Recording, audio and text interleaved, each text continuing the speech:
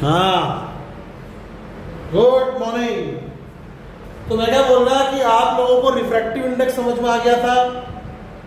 Okay, तो बेटा हम लोग आज पढ़ेंगे सबसे पहले laws of refraction. Laws of refraction. देखिए बेटा, रिफ्लेक्शन की तरह यहां पर भी दो लॉज हैं, और तो और जो इसका दूसरा लॉ है वो रिफ्लेक्शन का दूसरा लॉ से मैच करता है ना? मिला क्या? हाँ,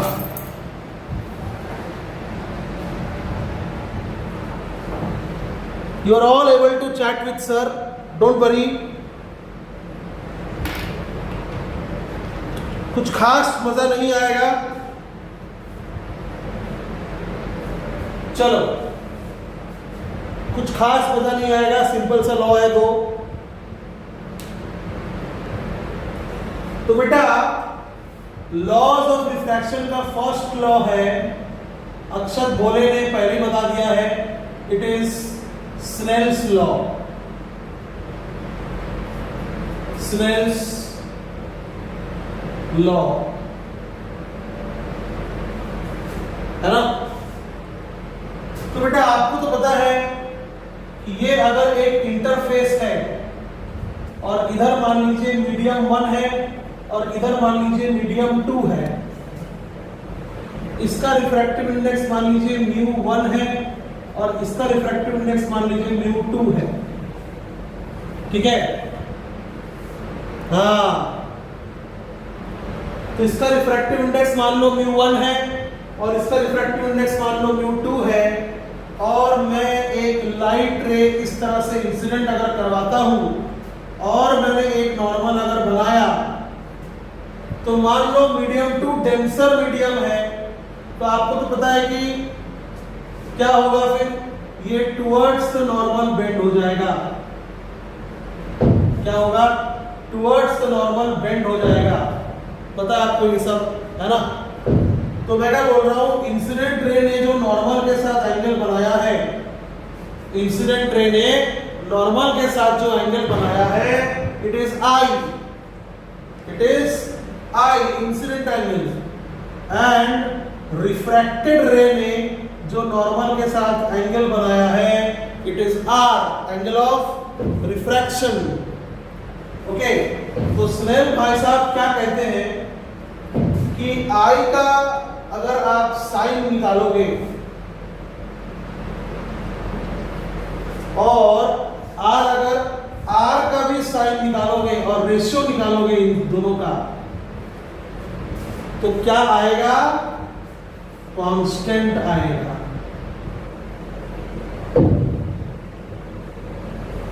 समझ गए बात को? हाँ, कांस्टेंट आएगा। मतलब देखिए, आप अगर आई दूसरा रखोगे,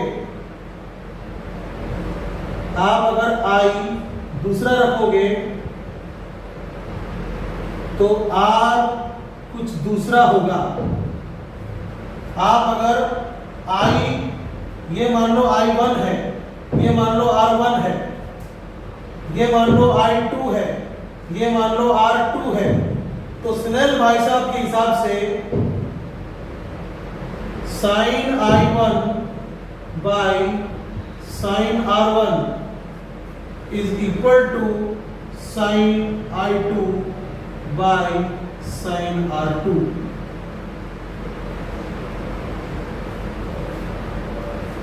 समझे?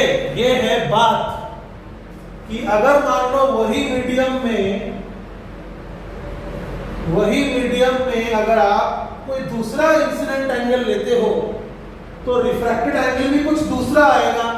लेकिन स्नेल ने बोला कि अगर I और R का साइन निकालकर रेशियो निकाल दिया जाए, तो यहां पर क्या होगा? Sign I1 by sine R1, और यहां पर क्या होगा? Sine I2 by sine R2। तो ये जो वैल्यू आएगा sign I1 by sine R1, और ये जो वैल्यू आएगा sign I2 by sine R2, ये दोनों सेम रहेगा। अगर मीडियम दोनों केस में सेम है तो। कैसे आएगा मतलब लॉ है ये, कैसे आएगा मतलब क्या है, आएगा डिफ्रैक्शन का रूल है कि आप अगर यहाँ पर आई और आर का साइन निकाल कर रेशियो निकालेंगे और यहाँ पर अगर आप आई और आर का साइन निकाल कर रेशियो निकालेंगे, देखिए रेशियो सेम आएगा, रेशियो एंगल सेम नहीं आएगा, रेशियो सेम आएगा।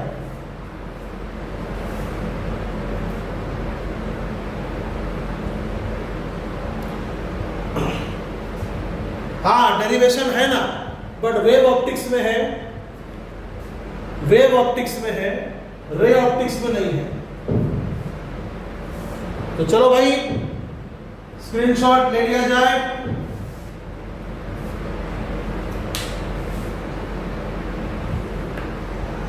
हाँ दोनों मीडियम मतलब इस केस में दोनों 1 सेम होना चाहिए और दोनों 2 सेम होना चाहिए।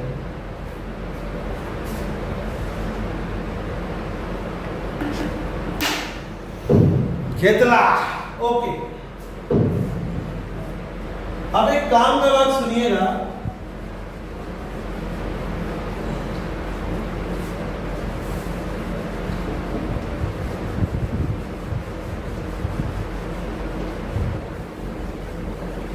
काम का बात यह है कि जब लाइट रेयर से डेंसर की ओर जाता है, जब लाइट रेयर से डेंसर की ओर जाता है उस समय sine I by sine r क्या होगा पता है, mu of denser with respect to rare, mu of denser with respect to rare, मतलब mu of denser mu of rare.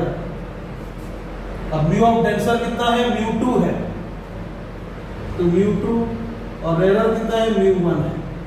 तो याद रखिएगा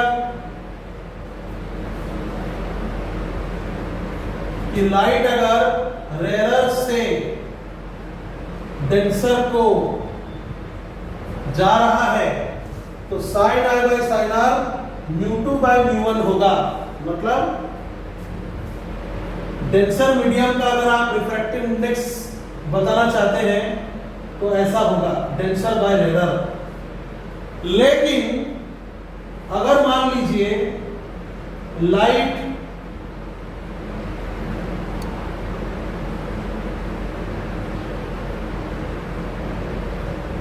डेंसर से रेयर जा रहा है, लाइट अगर डेंसर से रेयर जा रहा है तो वो क्या होगा, अवे फ्रॉम द नॉर्मल जाएगा ना, अवे फ्रॉम द नॉर्मल जाएगा। उस समय ये आई होगा और ये आर होगा, है ना, ये आई होगा और ये आर होगा। तो इस समय अगर आप स्नेल्स लॉ लगाएंगे sine I by sine r अगर आप लगाएंगे तो वो हो जाएगा 1 by mu denser with respect to rare, 1 by मतलब mu rare by mu denser, और म्यू रेयर कितना है वो बात की बात है। आई बात समझ में? तो याद रखिएगा ये चीज, काफी इंपॉर्टेंट बात मैंने आपको बताया है कि अगर रेयर से डेंसर जा रहा है और आप डेंसर का रिफ्रैक्टिव इंडेक्स लिखना चाहते हैं, और आप डेंसर का रिफ्रैक्टिव इंडेक्स लिखना चाहते हैं तो वो होगा mu denser with respect to rarer, वो कांस्टेंट होगा mu denser with respect to rarer. लेकिन अगर मान लीजिए लाइट डेंसर से रेयर जा रही है, डेंसर से रेयर अगर जा रही है और आप अगर डेंसर का ही रिफ्रैक्टिव इंडेक्स लिखना चाहते हैं तो 1 अपॉन हो जाएगा। क्या आपको समझा?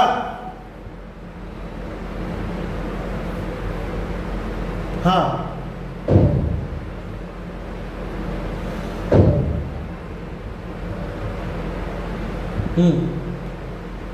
तो ऐसा क्यों होगा, देखिए ऐसा क्यों होगा, सुनिएगा ध्यान से।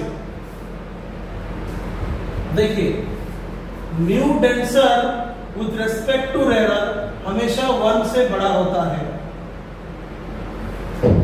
समझे। Mu denser with respect to rarer हमेशा 1 से बड़ा होता है,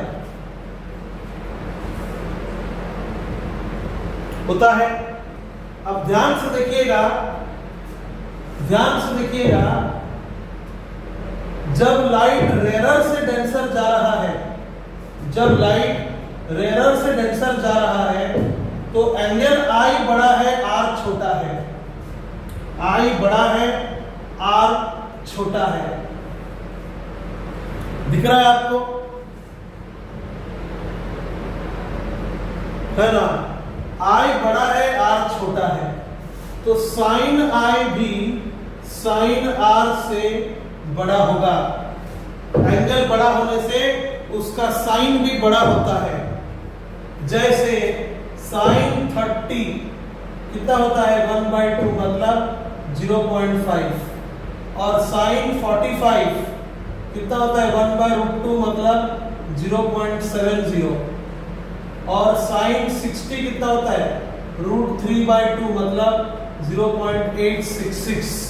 तो मैं क्या बोलना चाह रहा हूं कि एंगल जब बढ़ रहा है, एंगल जब बढ़ रहा है तो उसका जो साइन होता है वो भी बढ़ रहा है, मतलब एंगल बढ़ा तो उसका साइन भी बढ़ा। तो आई अगर आर से बड़ा है तो साइन आई भी साइन आर से बड़ा होगा। इसका मतलब ये हो गया कि sine I by sine R greater than 1 होगा, क्योंकि साइन आई साइन आर से बड़ा है।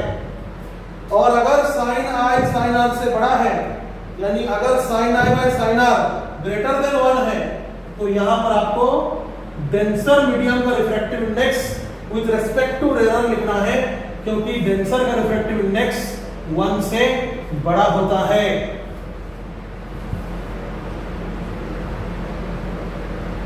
समझा? हाँ, लेकिन जब लाइट डेंसर से रेरर जाता है तो आई से आर बड़ा होता है। देखो ध्यान से देखो, आई से बड़ा आर होता है जब लाइट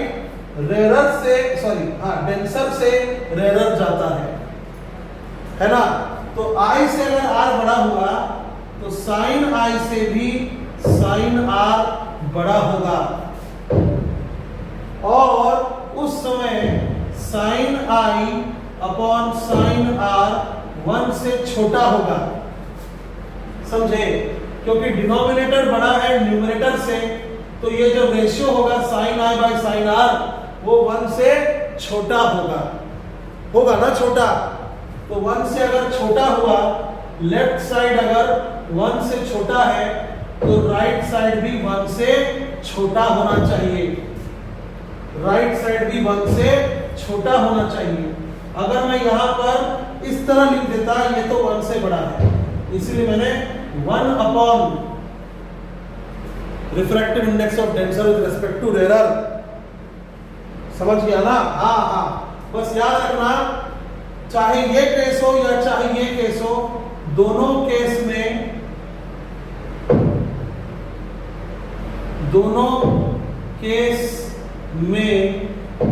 डेंसर का ही रिफ्रैक्टिव इंडेक्स लिखा गया है।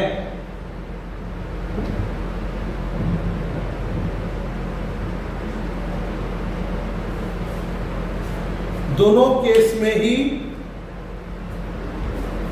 हाँ, इसीलिए 1 अपॉन में चला गया। अब बोलो, किसी को कोई डाउट है?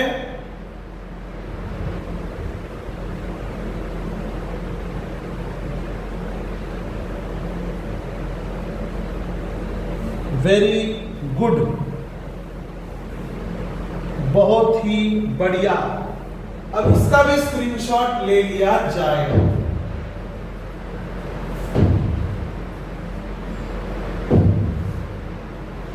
इसका भी स्क्रीनशॉट ले लिया जाए। ले लिया। तो ये हो गया स्नेल्स लॉ के बारे डिस्कशन। स्नेल्स लॉ के बारे डिस्कशन हो गया।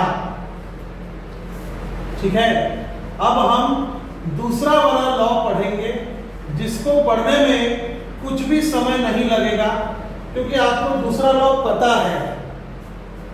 आपको दूसरा लॉ पता है कि incident ray, normal and the refracted ray lies in the same plane, lie in the same plane.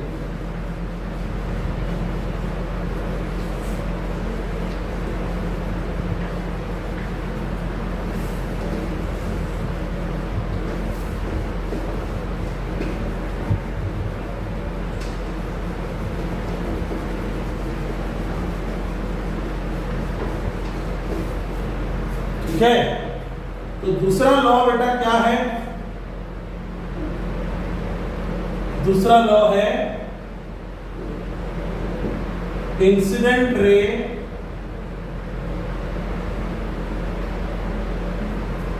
Normal and the refracted रे lie in the same plane. ठीक है,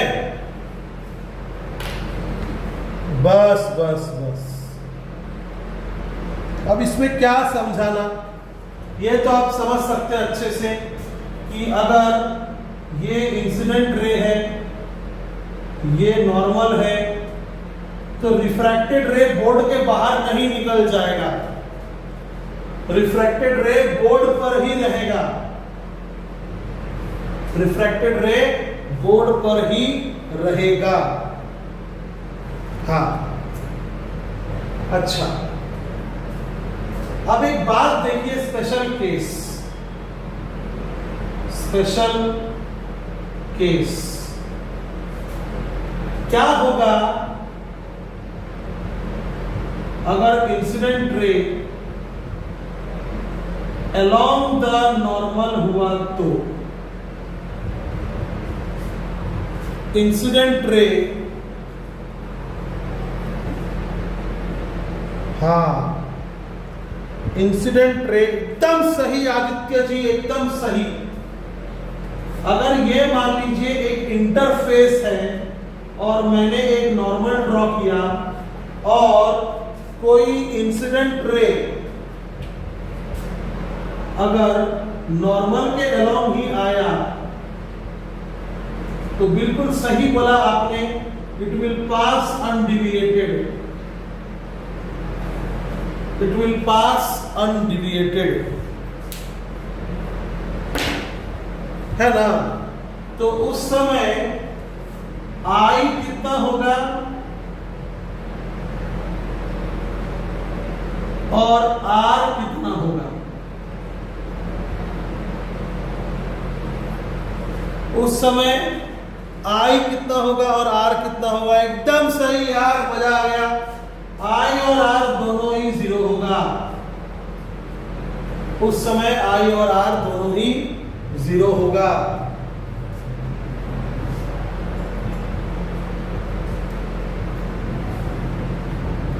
बढ़िया, 0 बटा सन्नाटा।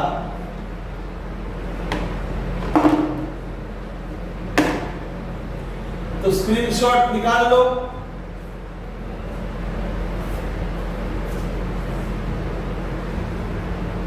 हाँ, वो लॉ नहीं है, ऐसा कोई लॉ नहीं है। साइन 0 बाई साइन 0 ये अनडिफाइंड हो जाएगा। आस्था बोर्ड से बाहर नहीं आएगा। आ गया तो मतलब नहीं आएगा, तो कैसे आ जाएगा फिर? आ गया तो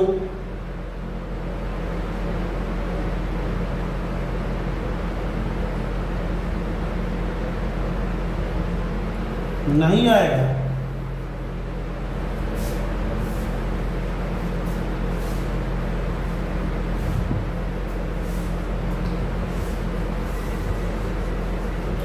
अब अगला जो टॉपिक है वो है एंगल ऑफ डिविएशन, और वो बहुत ही सिंपल टॉपिक है।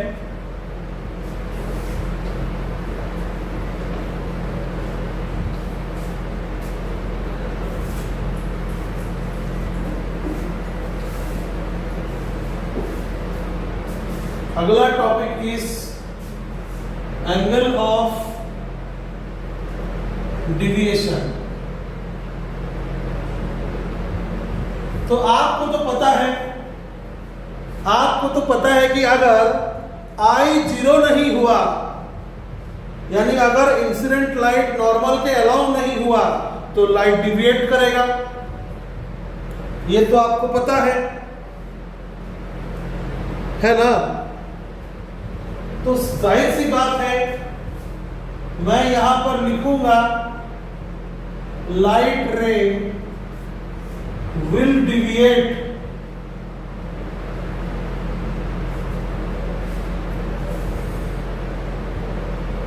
if I is not equal to 0। ठीक है ना। तो ये अगर मान लीजिए रेयर मीडियम है और ये मान लीजिए डेंसर मीडियम है, ये मैंने बना दिया नॉर्मल,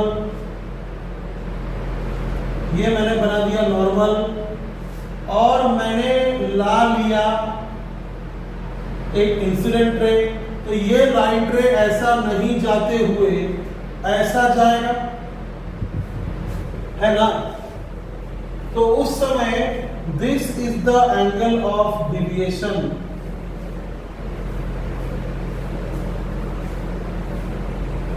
उस समय this is the angle of deviation. तो देखिए बच्चे लोग, अगर ये I होगा और ये R होगा, तो क्या मैं बोल सकता हूं कि angle of deviation I minus R होगा।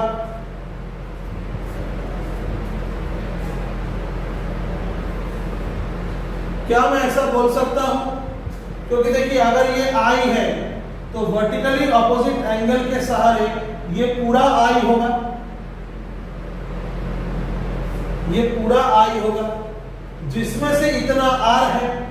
तो लाइट अपने रास्ते से कितना भटक गया, जिसको आप एंगल ऑफ डिविएशन बोलते हैं, वो कितना होगा? I minus R।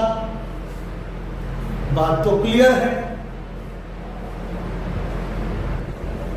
बिल्कुल समझेगा, क्यों नहीं समझेगा। और अगर मान लीजिए लाइट डेंसर से रेयर जा रहा है, ये मैंने नॉर्मल बना दिया, लाइट जा रहा है डेंसर से रेयर, तो इस रास्ते से नहीं जाकर अवे फ्रॉम द नॉर्मल जाएगा,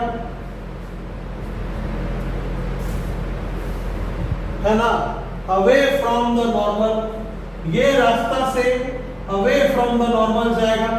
उस समय बच्चों लोग, ये अगर I है तो ये भी I है, और ये पूरा है R, ये पूरा है R, और ये है आपका angle of deviation. This is angle of deviation. तो angle of deviation will be R minus I। तो जहां R बड़ा होता है वहां R माइनस I, जहां I बड़ा होता है वहां I माइनस R। क्या बात है, सबने बोला, very good. So this is angle of deviation when light is refracted through a plane surface. When light is refracted through a plane surface. अब इसमें और कुछ तो पढ़ने लायक है नहीं।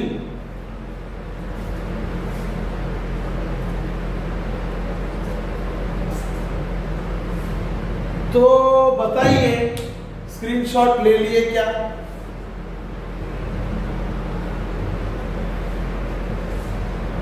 ले लिए।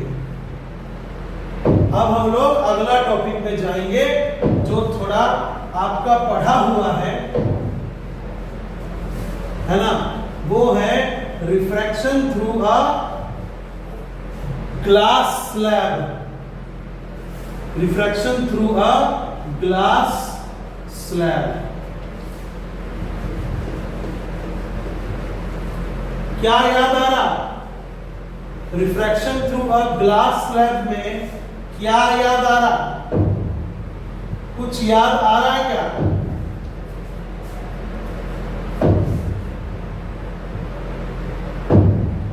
हाँ, दो नॉर्मल थे। बहुत इंटरेस्ट आ रहा है, अच्छी बात है। फिर है रिफ्रैक्शन थ्रू अ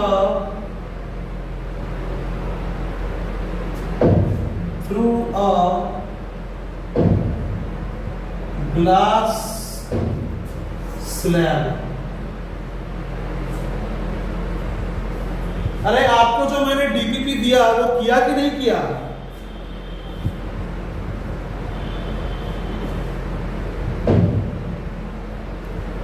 डीपीपी दिया ना? रिफ्लेक्शन पर मैंने आपको डीपीपी नहीं दिया क्या?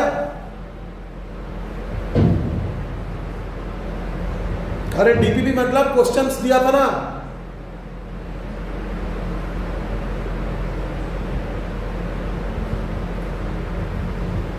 बहुत, बट कुछ क्वेश्चंस नहीं आए, पूरे कर लिए वेदांश ने। सेजल बोलती नहीं दिया, ऐसा कैसे हो सकता है? वही असाइनमेंट यार। चल बे, कुछ बच्चे बोल रहे दिया, कुछ बच्चे बोल रहे नहीं दिया, ऐसा कैसे हो सकता है? अच्छा वो, हाँ वो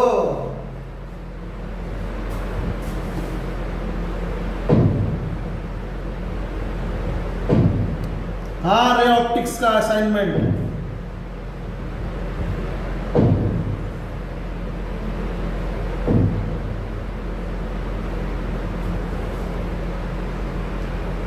बहुत हार्ड था। चलो चलो इधर ध्यान दो, आ जाओ इधर आ जाओ। ये मान लो एक ग्लास स्लैब है,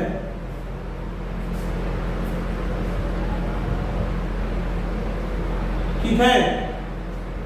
इसका रिफ्रैक्टिव इंडेक्स मान लो म्यू है, म्यू। अब एक नॉर्मल में यहां बनाऊंगा और इंसिडेंट लाइट रे में ऐसा लाऊंगा, ओके?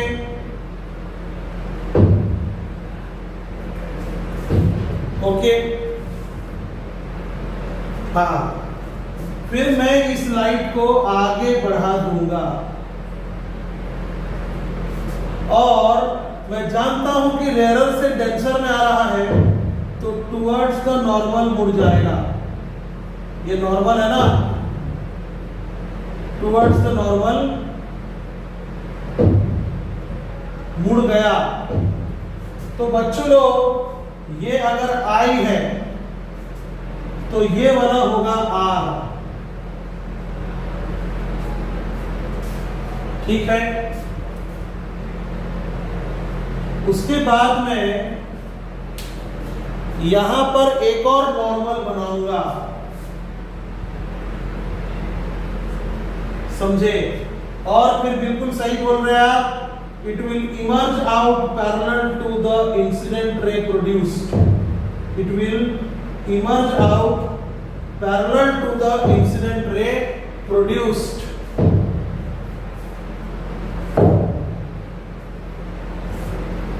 हाँ, तो मैं क्या बोल रहा हूं, इसमें डिविएशन क्यों नहीं हुआ?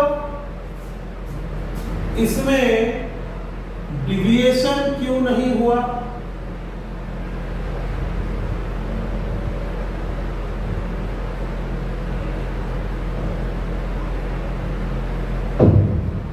क्यों नहीं हुआ डिविएशन? हाँ, इस इसमें डिविएशन इसीलिए नहीं हुआ क्योंकि रिफ्रैक्टिंग सरफेसेस पैरेलल है। सुनना ध्यान से, जितना डिविएशन यहां पर हुआ है पॉजिटिव में, उतना ही डिविएशन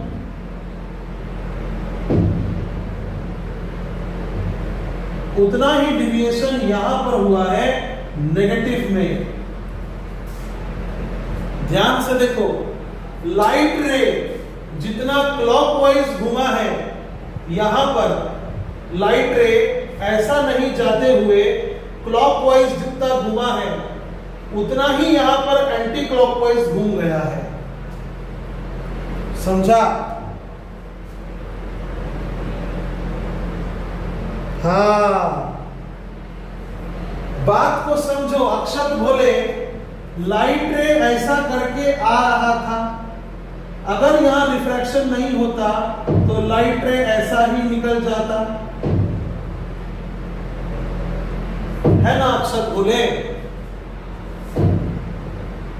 हाँ, लेकिन रिफ्रैक्शन होने के कारण ये जो इंसिडेंट लाइट रे है ये अपने रास्ता से क्लॉकवाइज डायरेक्शन जितना घूम रहा है,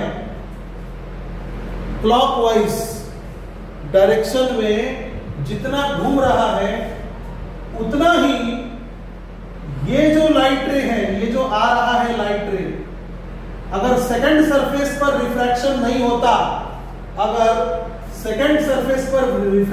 होता, तो ये जो लाइट रे आ रहा है ये ऐसा निकल जाता, है ना? लेकिन रिफ्रैक्शन की वजह से ये लाइट रे इस डायरेक्शन में, एंटी क्लॉकवाइज डायरेक्शन में उतना ही एंगल से घूम गया। तो अगर ये डेल है तो ये माइनस डेल है। समझे? Because light ray deviated in equal and opposite direction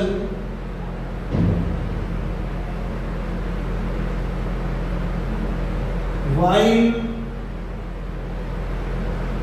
getting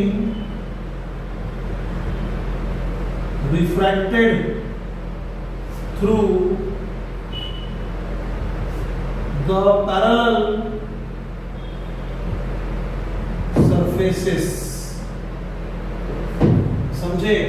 हो क्या रहा है, यहां पर रेयर से डेंसर जा रहा है, इसलिए डिविएशन नेगेटिव है, बट यहां पर डेंसर से रेयर जा रहा है तो डिविएशन पॉजिटिव है, और इक्वल मात्रा में होने के कारण फाइनल डिविएशन जीरो है। इसलिए हम बोल सकते हैं that is incident ray and final emergent रे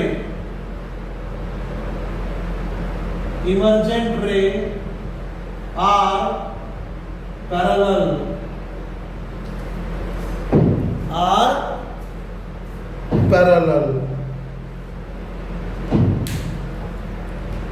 बोर्ड ब्लर है, बोर्ड कहां ब्लर है?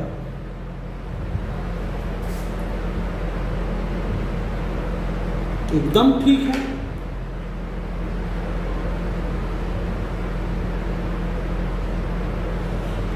ठीक है, थोड़ा बहुत ब्लर होगा तो ठीक भी हो जाएगा ना। आपको समझ में आया कि नहीं?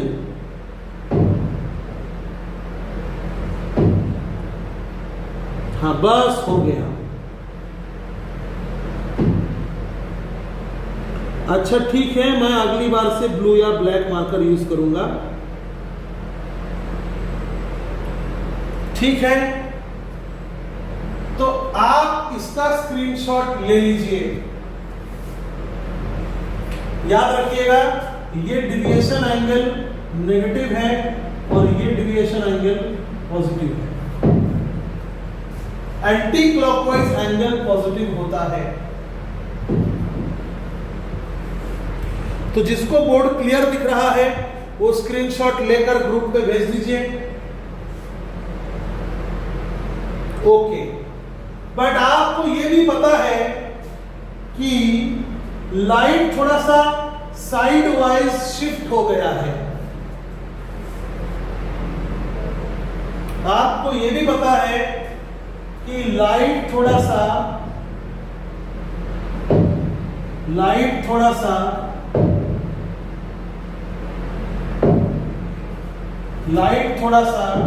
साइड वाइज शिफ्ट हो गया है इतना मात्रा से।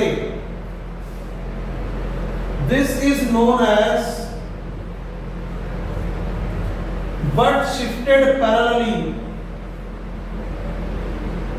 but shifted sidewise by a distance known as lateral displacement। ये आप लोगों को पता है?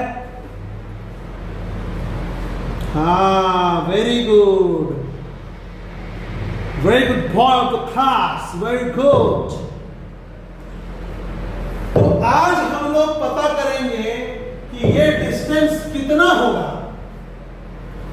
समझे? हम लोग आज पता करेंगे कि ये डिस्टेंस कितना होगा। ये आपने नहीं पढ़ा होगा।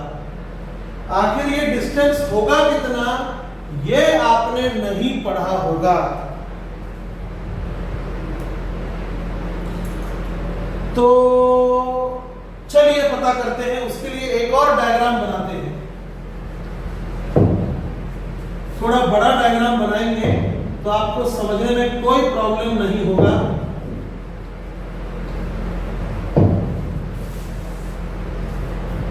चलिए पहले हम बना देते हैं एक ग्लास स्लैब।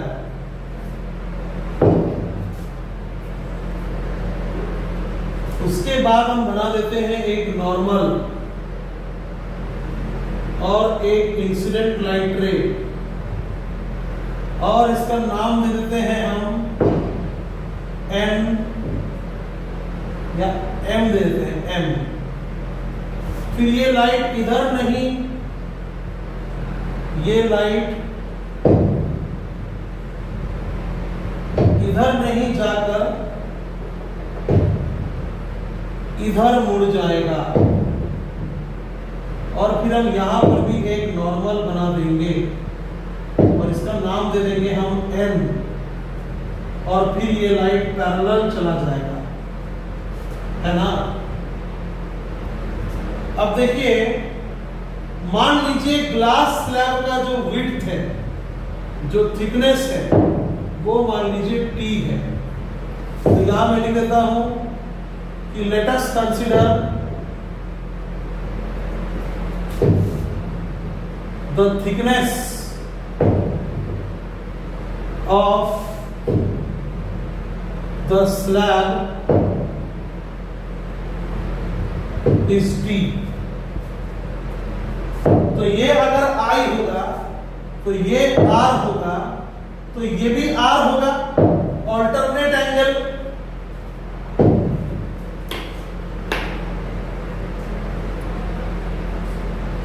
होगा ना, ऑल्टरनेट एंगल से ये भी R होगा। ठीक है,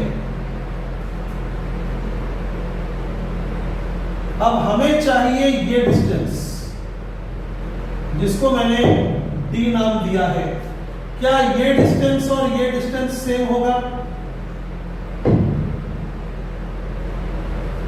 ये डिस्टेंस और ये डिस्टेंस सेम होगा ना? यस। अब मैं क्या बोल रहा हूं, अगर ये R है तो ये I माइनस R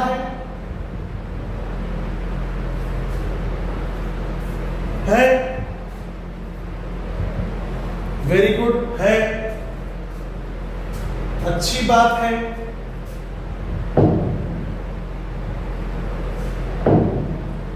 तो अगर इसका नाम दे दिया जाए P, और इसका नाम दे दिया जाए Q। तो इन ट्रायंगल MPN, बेटा ट्रायंगल देखो जल्दी से, MPN ट्रायंगल में साइन आर नहीं cos R is equal to MP by MN होगा।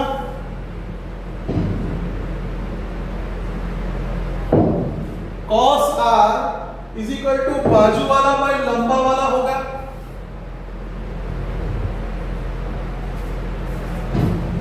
हा क्या बात है, होगा। अब MP जो है वो तो थिकनेस ऑफ स्लैब है, तो मैं यहां पर लिख सकता हूं T बाई MN, और यहां से मैं MN निकाल लूंगा T बाई कॉस आर। बोलो यहां तक कोई दिक्कत है क्या? आपको यहां तक समझा?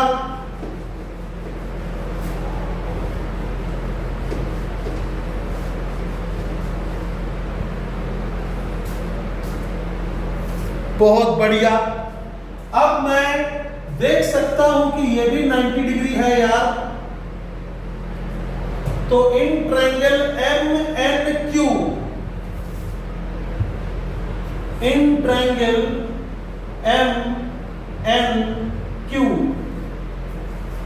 MNQ में ये जो एंगल है I माइनस R, अगर उसका साइन निकाला जाए, I माइनस R का अगर साइन निकाला जाए तो क्या होगा?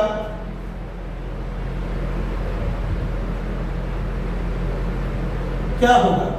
सामने वाला बाई लंबा वाला, सामने वाला यानी MQ बाई लंबा वाला यानी MN, और NQ हमको पाइजे, तो sine I minus R is equal to NQ हमको पाइजे, और MN हमको पहले से पता है T by cos R, T by cos R। अरे रे रे रे रे रे रे रे रे, आंसर आली रे आली। D इज इक्वल टू क्या होगा? ये T बाई कॉस R ऊपर चला जाएगा, तो T into sine I minus R upon cos R। This is the formula for lateral displacement।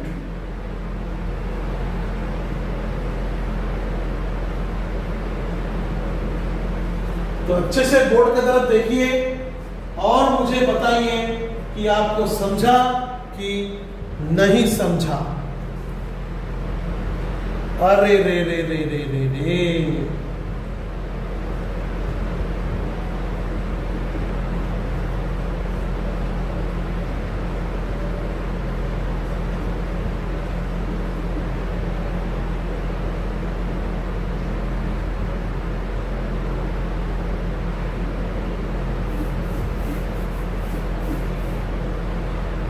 बस बस बस। माइनस आर कैसे, मतलब ये अगर I है तो ये पूरा I होगा, उसमें से ये R है तो ये कितना होगा? I माइनस R होगा ना।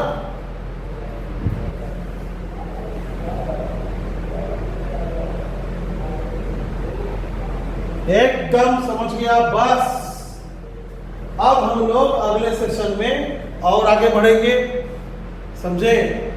इसके बारे इतना ही पढ़ना था, ग्लास स्लैब खत्म हो गया है ना। ओके, फिर मिलते हैं हम लोग अब अगले सेशन में।